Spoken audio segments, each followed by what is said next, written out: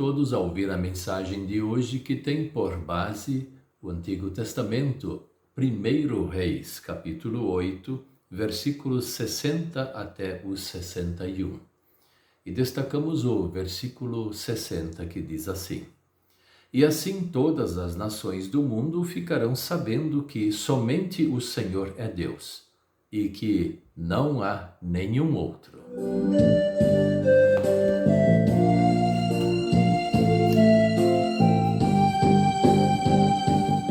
O tema de hoje é: a nossa vida só tem sentido se somos abençoados por Deus.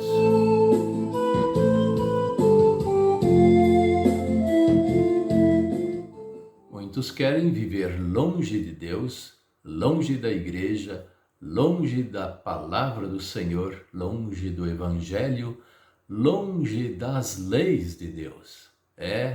As leis de Deus incomodam muita gente, porque o povo quer fazer aquilo que dá na cabeça deles. Eles querem se satisfazer a si mesmos, o seu próprio corpo, e a lei de Deus muitas vezes fala: mas isso que você está querendo fazer está errado?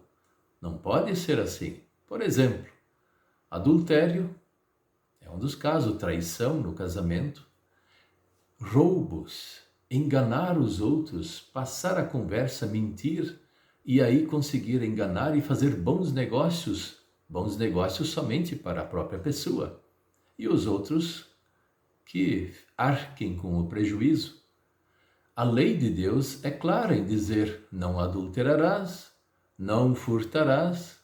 E tem aquela outra turma que gosta de falar da vida dos outros, fica mentindo, inclusive, porque falar somente a verdade não tem muita graça. Então tem que inventar histórias, ficar mentindo.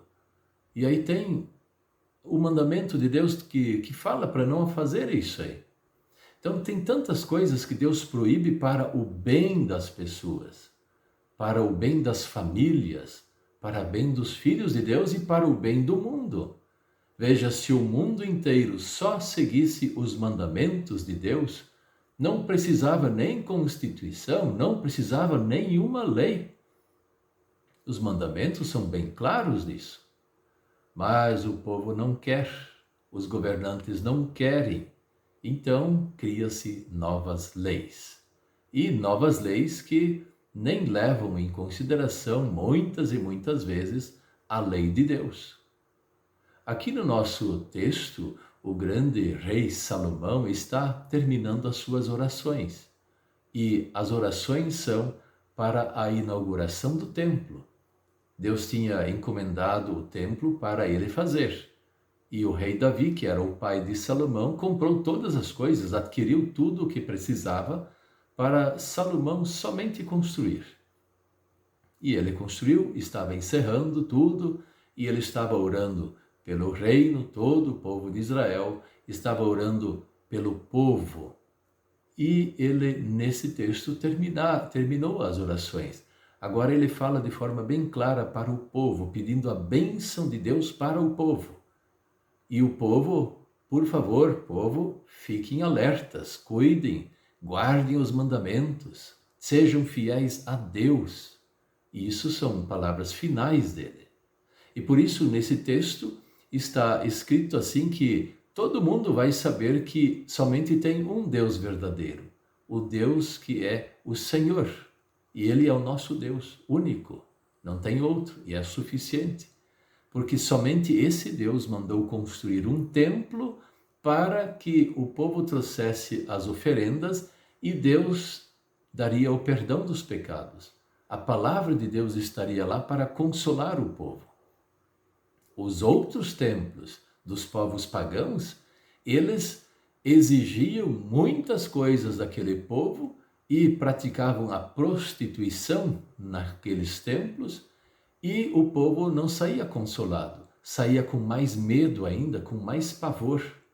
E iam lá por obrigação, não por vontade de ouvir a palavra de Deus e receber o consolo do perdão. Então, Salomão está argumentando assim que o templo, ele nos traz a sua palavra, a palavra de Deus, nos traz o Evangelho, nos admoesta com a lei, que nos proíbe fazer certas coisas porque isso causa desgraça para nós e para a nossa família e para a sociedade. Então, Deus quer que nós andemos direito. Mas o templo também, ele representa algo importante que chama-se perdão. É no templo que nós ouvimos sempre de novo que Deus perdoa os nossos pecados.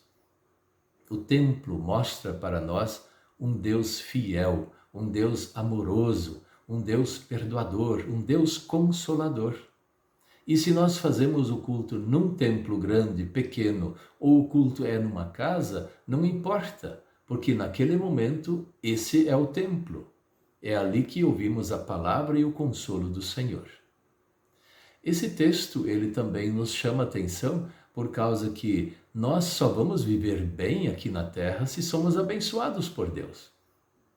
Quando nós somos filhos de Deus, arrependidos, sempre perdoados por Deus, Deus derrama grandes bênçãos sobre nós. Mas se nós começamos a nos revoltar contra Deus, começamos a praticar os pecados deste mundo e não nos arrependemos, Deus recolhe a sua bênção. E aí vem a maldição, vem a ira de Deus, vem o juízo de Deus. E quem tem Cristo no coração, mas não quer seguir somente Jesus e quer viver no pecado, não demora muito, Deus vai vir com o seu castigo. Assim também aquele que não quer ter Cristo no coração, aquele que quer viver nos prazeres do mundo e assim se divertir com coisas erradas, coisas que ferem a própria pessoa, os mandamentos de Deus, lá ele não vai encontrar a felicidade. Pode ser naquele instante, mas logo vem a justiça de Deus que o condena. Nós só vamos ser felizes se ficarmos debaixo das mãos de Deus, se somos abençoados por Deus. E aí nós podemos ser felizes com muito dinheiro, com pouco dinheiro, com muita saúde, com pouca saúde, com governos bons, governos péssimos, com uma colheita farta, um salário bom ou um prejuízo e o desemprego. Mas mesmo assim, perante Deus e perante nós mesmos e a família, nós podemos ser felizes, porque Deus está junto conosco e Deus vai resolver logo, logo o nosso problema. Confia em Deus, fica junto com Deus, não caia nessa onda de viver conforme o mundo vive. Arrependa-te dos teus pecados e segue direito a tua vida. Cuida dos mandamentos, é o que o rei Salomão falou. Povo, fica cuidando dos mandamentos do Senhor. Sejam fiéis ao Senhor. E Deus, através de Cristo, isso nós falamos, Deus, através de Cristo, vai nos abençoar. Amém.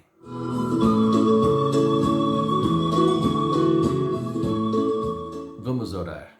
Querido Deus, perdoe os nossos pecados e ajude-nos a deixarmos de lado todas estas manias, as bardes, tudo o que nós fazemos, que o mundo faz e que nos leva a vivermos como pecadores aqui na terra.